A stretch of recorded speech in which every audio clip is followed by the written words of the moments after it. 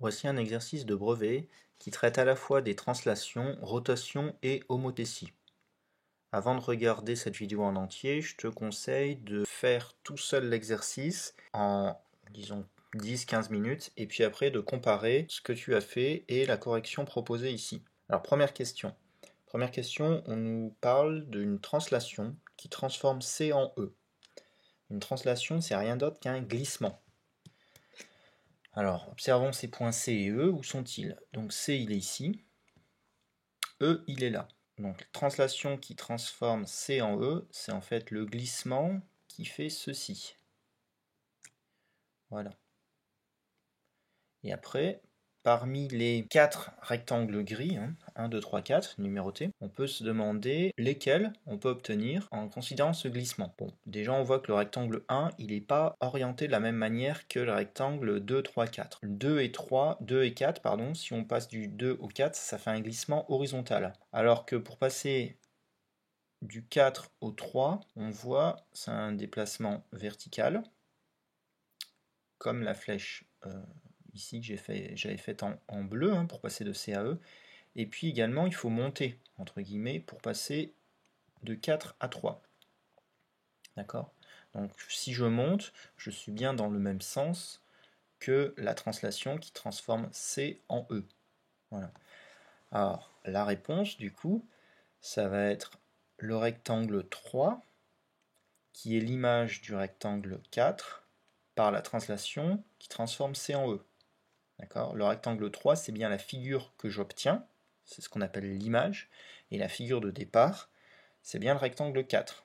D'accord? Parce que là, dans la phrase, il faut bien faire attention en lisant, on dit l'image du rectangle 4. Donc je pars du rectangle 4, je lui fais subir la translation qui transforme C en E, c'est-à-dire je lui fais subir ce glissement-là, et j'obtiens à la fin le rectangle 3. Voilà. Alors, question B, maintenant, on nous parle de rotation. Alors, une rotation, on fait tourner autour d'un centre. Le centre, apparemment, ici, c'est F. Donc, je vais tourner autour de ce centre F. Et je vais tourner d'un angle de 90 degrés dans le sens des aiguilles d'une montre. D'accord? C'est-à-dire comme ça. Voilà.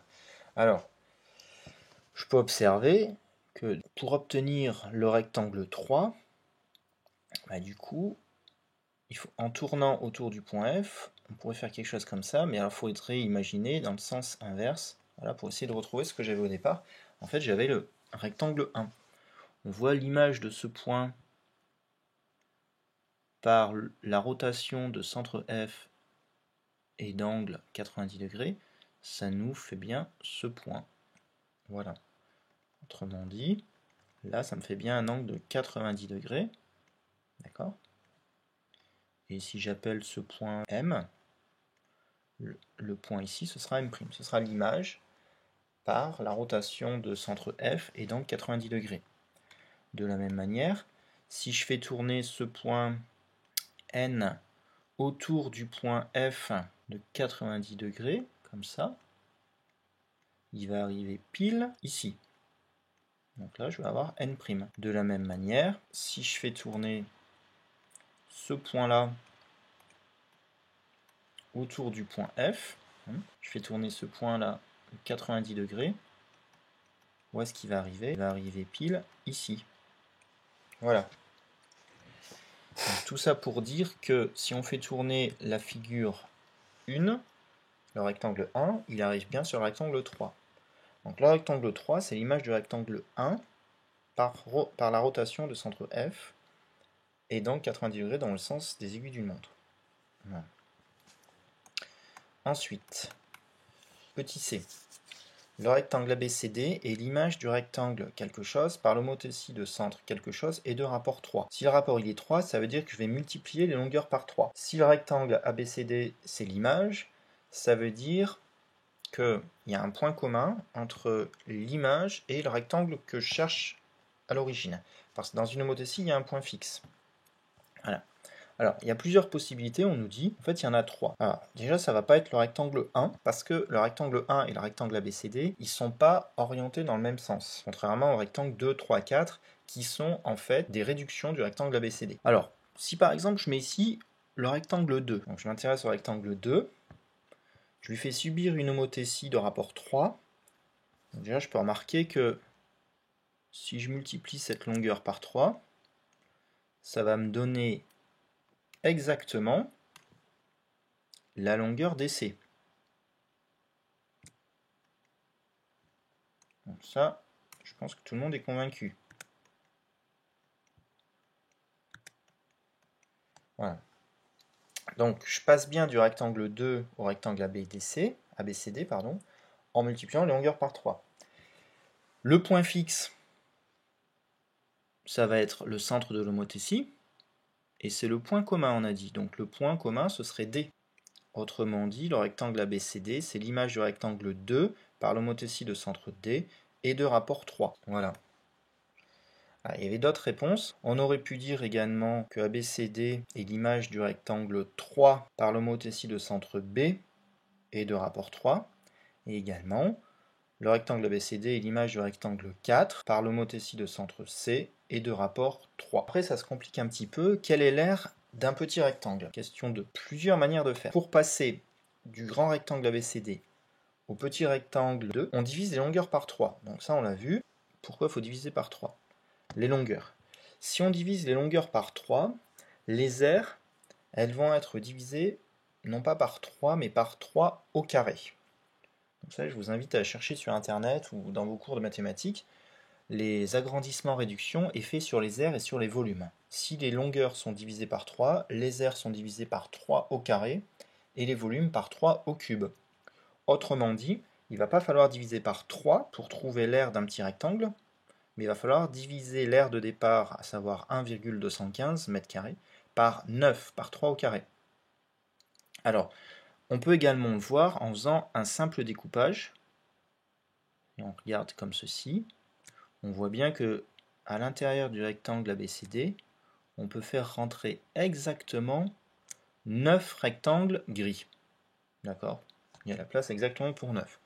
Donc on pourrait le faire comme ça aussi, sans justifier particulièrement pourquoi on divise par 9. Voilà. Mais sachez que si on divise les longueurs par 3, les aires vont être divisées par 3 au carré. Donc petit 2, ce qu'on peut faire, dire je divise les longueurs par 3, donc je divise les aires par 3 au carré, c'est-à-dire 9. Le rectangle ABCD, à l'origine, son aire c'est 1,215. Donc je vais faire 1,215 divisé par 9. Et ça nous donne 0,135 m². Donc à retenir, quand vous avez une homothétie de rapport 3, les longueurs sont multipliées par 3, les aires sont multipliées par 3 au carré, et divisées selon le sens dans lequel vous considérez l'homothétie. Voilà.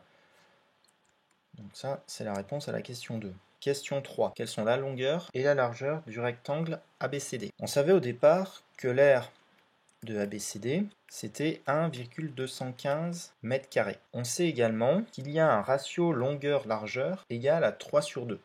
Ça veut dire que si la longueur du rectangle c'est 3, alors forcément la largeur ça va être 2. Ça va être le ratio, c'est la proportion entre longueur et largeur. Imaginez une télévision 16/9.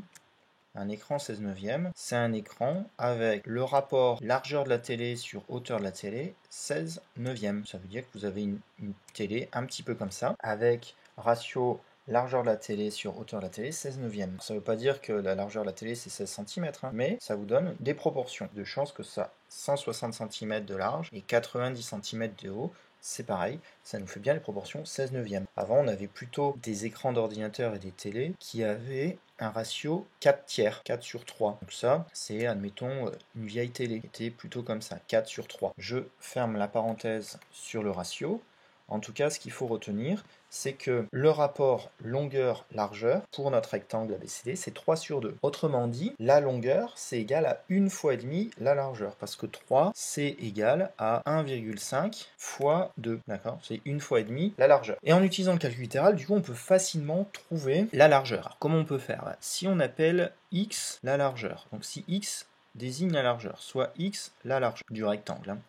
Alors, forcément, la longueur ça va être égal à 1,5x. Et vous savez que l'aire d'un rectangle, c'est longueur fois largeur. Autrement dit, 1,215, l'aire de ce rectangle, c'est égal à la longueur, 1,5x, multiplié par la largeur, x.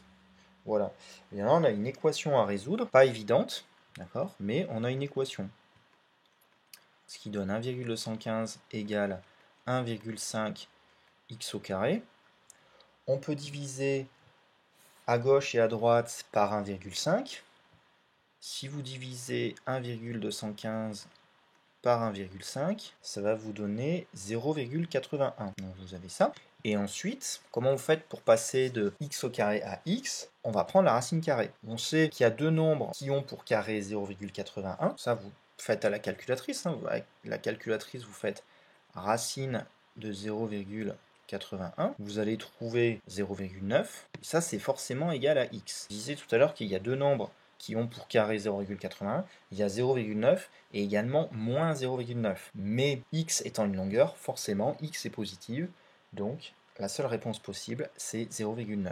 Donc x c'est égal à 0,9 et ça c'est la largeur. Donc la longueur c'est 1,5 fois 0,9 et là du coup vous allez facilement trouver 1,35 m. Donc 1,35 m pour la longueur et 0,9 m pour la largeur. On rappelle ici la largeur du coup 0,9 m. Après, rien ne vous empêche de faire une petite vérification. Donc, pour vérifier votre résultat, il suffit de vérifier que la longueur multipliée par la largeur, c'est bien égal à 1,215. Donc avec le calcul littéral, comme ça, on a la réponse à la question 3.